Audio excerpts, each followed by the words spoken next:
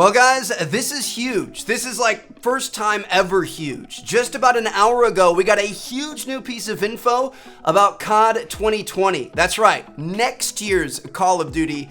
And it's the first time anything like this has ever happened. I'm not sure if it's going to end up being a good thing or a bad thing. We'll talk about it in a minute. Now, obviously, I mean, that's way down the line. That's a year and a half from now. Everybody currently wants to know about COD 2019.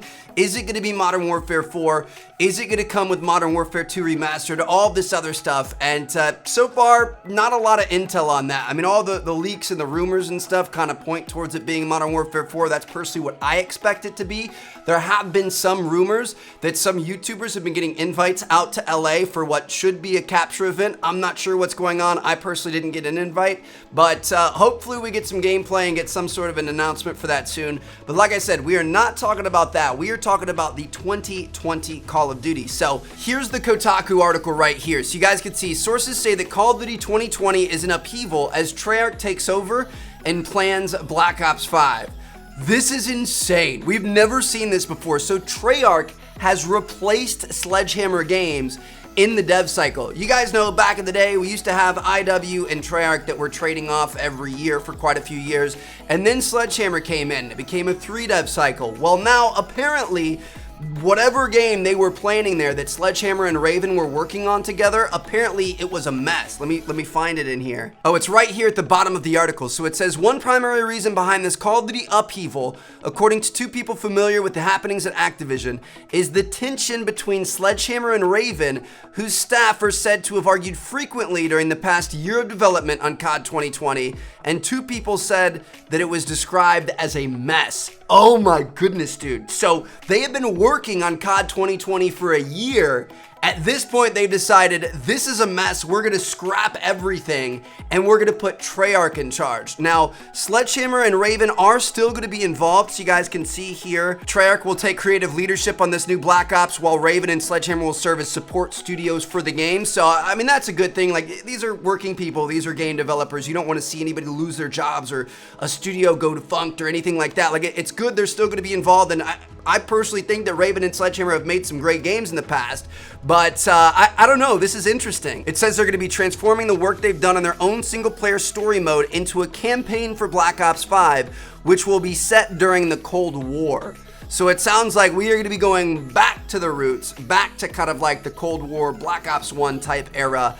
And I don't know, it could be kind of like a prequel type of thing.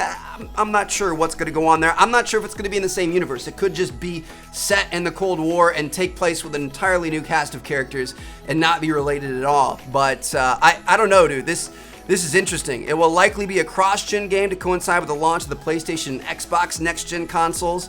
And dude, this is crazy. So, I mean, it's kind of exciting. The idea of going back to the Cold War is cool to me. I do like that time period. Treyarch in the past, I've absolutely loved their games. Black Ops 4 was not necessarily my cup of tea. It was a decent game, but even for people who play it, they've been a little bit concerned with the lack of content and it just didn't really feel full. I mean, it did have a lot. It had multiplayer, it had Blackout, it had zombies, but a lot of people have been disappointed with the after launch support and the addition of content.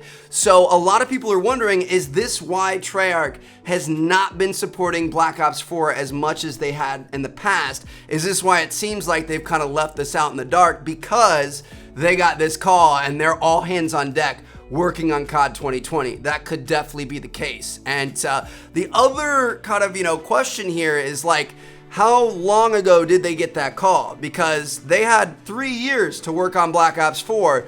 They've now got 2 years to work on this game. And we used to be in a 2-year dev cycle, so that used to be fine. That was no issue.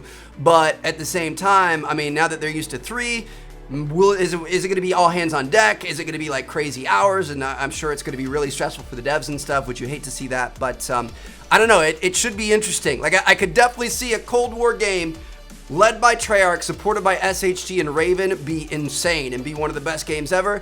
I could also see it just continue to be in shambles and just be kind of like a slop together last minute idea. So I don't know, we'll have to wait and see what happens. Let me know what you guys think down in the comments. Black Ops 5 in 2020 probably going back to the Cold War. This is gonna be an interesting year, at least next year. Like I said, we still wanna know about Modern Warfare 4. How are we talking about 2020 when we don't know about 2019 yet? Hopefully we find that out soon. Thanks for watching, guys.